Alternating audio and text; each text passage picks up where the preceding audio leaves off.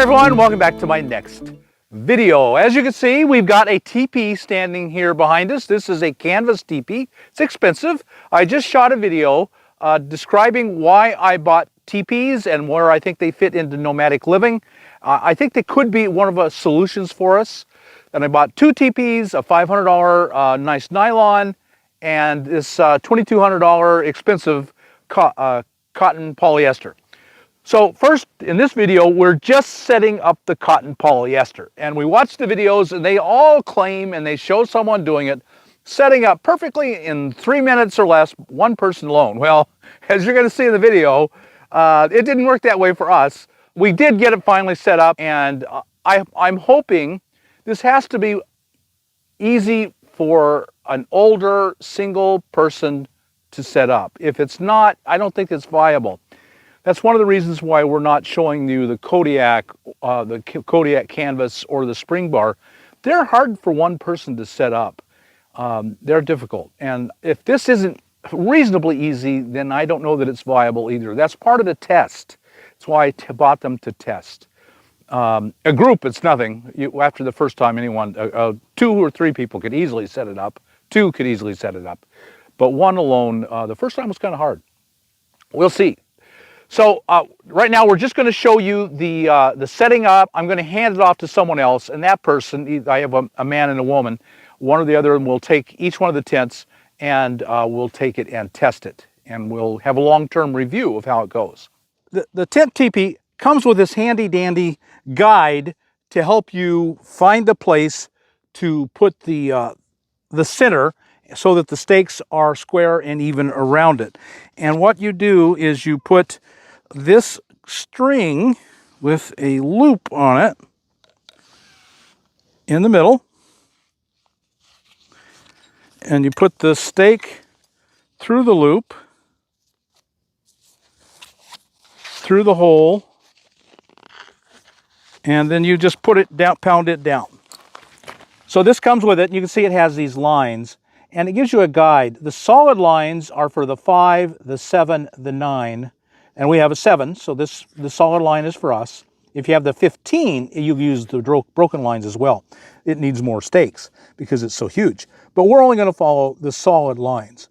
And if I get this on here and lined up like that, and then like this, you know you're at diagonals, the right diagonals. And for length, and that's a really hard thing to get right, it's got embossed in it numbers. So the 5, if I had a 5-man, that's where I would put the stake. I have a 7-man, so I'm going to put it there. All right, so I just look and make sure I'm on the 7. I make sure that I stay straight in line with that solid line, and that's where this stake goes. So now these should all be coming in line with the stakes. If I've done anything right, which is very debatable, these should now, these heavy guys, easily controlled, should start lining up with stakes. So now I think we got them all out, and it looks almost right. So I'll open the door. These 2 lines are the door. One is this is the actual door. All right, so I got the door open, and I'll just kind of go through and see how this works. This is a complicated thing here. You'll see that around it has netting, mosquito netting.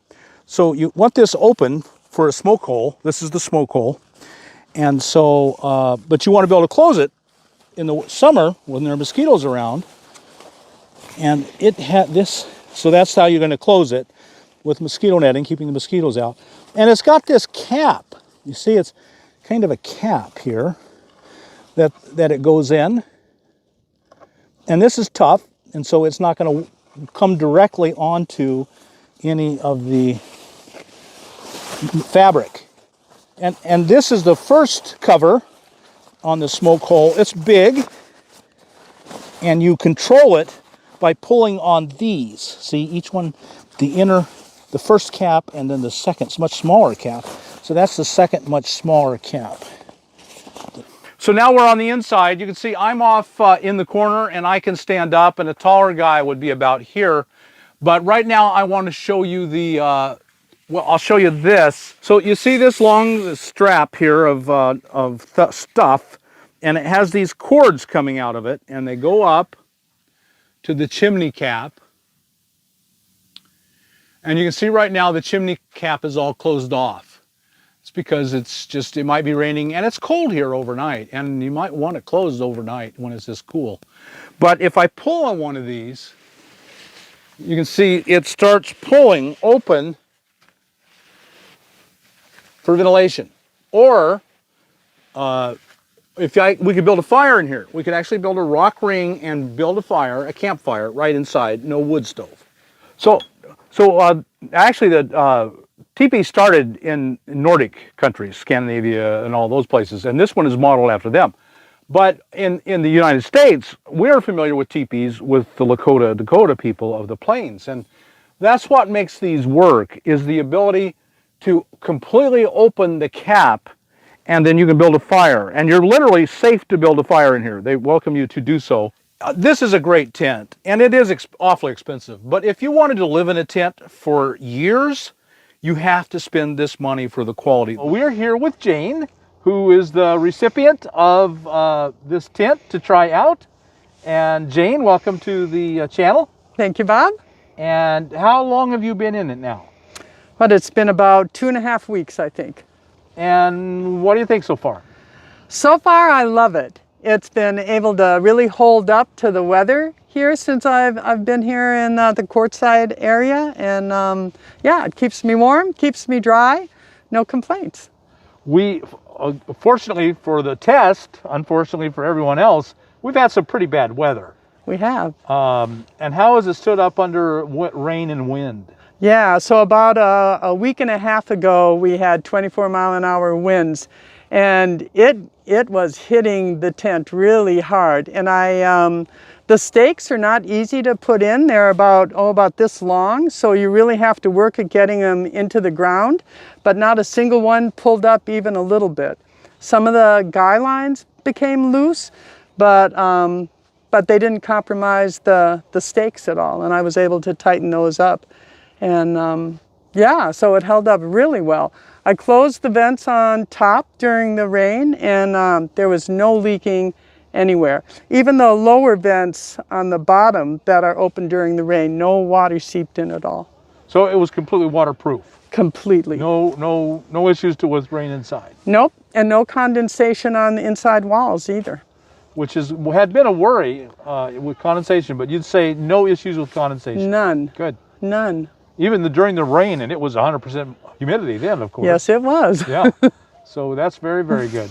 How's the flapping when the wind's blowing hard like that? Right. So when we were getting those 24-mile-an-hour winds, it was too much flapping. So I have a minivan, so I went into the minivan and I just watched it to make sure I wasn't sure that it wasn't going to blow away.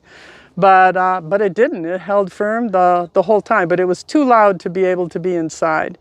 And then there's been other nights when there's been some flapping, but it's been quiet enough and subtle enough that I was able to sleep.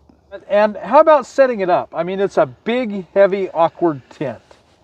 It is. But the tools that they provide to make sure that you get it centered and that you get the stakes where they need to be before you even go in to lift the canvas up, there's a center pole in the middle, so you have to get it all staked, and then you loop the canvas onto the stakes, and then you go in through the front door with the pole and you pull it up. So at first I was a bit intimidated by that. I thought, especially in wind, that's going to be difficult to do, but it actually isn't, as long as you're not having the door face a strong wind that's coming straight in. Then I was able to get it up pretty easily. I'd say the hardest thing is getting those stakes into this soil. Yes. So overall, you would say the setting up, taking it down was not too bad.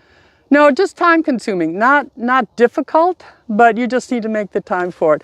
So really, even with the tent teepee, you need to be able to sleep in your car. It's good to have that option. It's very good to have that option. Like the day with the 24-mile-an-hour winds, I wouldn't have felt comfortable. I mean, now I know it will withstand it and that it's not going to get loose and blow away, but I wouldn't have been comfortable sitting in it when it was that windy. What's your general conclusion? Would you want to own this tent?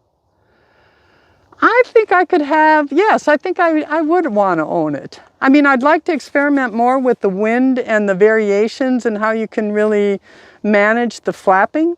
And I think, you know, after, you know, another month or so, I'll have a better idea on how to really utilize those vents to be able to maybe bring it up to even 19-mile-an-hour winds and have it be quiet enough in there to sleep.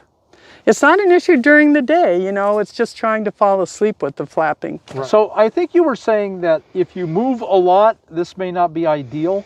It's work. You know, I mean, I'm 66 and I'd say I'm in kind of average shape. And it's work putting it up. It's work driving the stakes in. I started with just a regular hammer, you know, that you would use for nails and wood, and that certainly isn't sufficient. So now I'm using an axe. And somebody recommended a 2.5-pound sledgehammer, and that would probably be the best thing, you know. And then other people have said you can take a drill and drill into the ground to kind of prime it before you do the stake. So there's different options. But I think you have to know that this is a physical operation here. It's not being able to just pull into a spot and set out your table and say that you're camped. It's physically engaging when you're inside. You're down a lot. So my knees have gotten a workout, but just in the last, you know, couple of weeks, I feel my knees getting stronger. Really? And of course, my arms are getting stronger because of the hammering. So, right? So as long as you're up for a bit of a physical challenge, it's not, you know, prohibitive, but it is a bit of a physical challenge. And then you can also limit that by not moving very often too. Right. Yeah, I love having the space in the teepee, and then that gives me space in the minivan, and so I can feel a little more spread out. Right. So overall, if you on a scale of 1 to 10, what would you give it? For me as a single female, right, I'd give it an 8 or a 9. Really? Yeah. You're pretty happy with it? I'm very happy with it. Can we take a quick peek around? Sure. Stand around at the door and look inside? Yeah. So I have, you know, a couple things to hang stuff on. So that's my pad, and then, you know, sleeping bag and pillows, and I have a CPAP machine, so that's here. And then this is just an extra cushion, so I kind of use that as a table, so, you know, for books and things like that. And then over here's my coffee setup, so I like being able to have coffee in here before even having to leave the tent.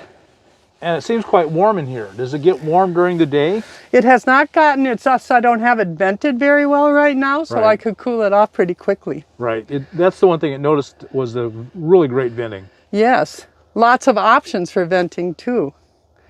And then that's just a bungee cord. I just, you know, hang up my pajamas and things like that, and that's the vent right behind it, so it airs those out during the day. And then that's my little toiletry box, and, you know, the wipes and the little spray alcohol bottle and the things of life, of the nomad life. That's right. Yeah, it looks great. It's huge. It doesn't feel crowded. It's right, and look how much, I mean, I'm 5'8".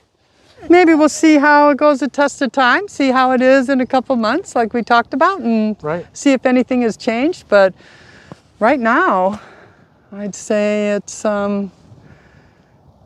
been very helpful, very useful. Good. Okay, well, so far getting a very good passing grade. Absolutely. I would say right now it's a B+ at least. Good. I love bordering on an A- anyway, and we'll see if it goes up from there. Right, right.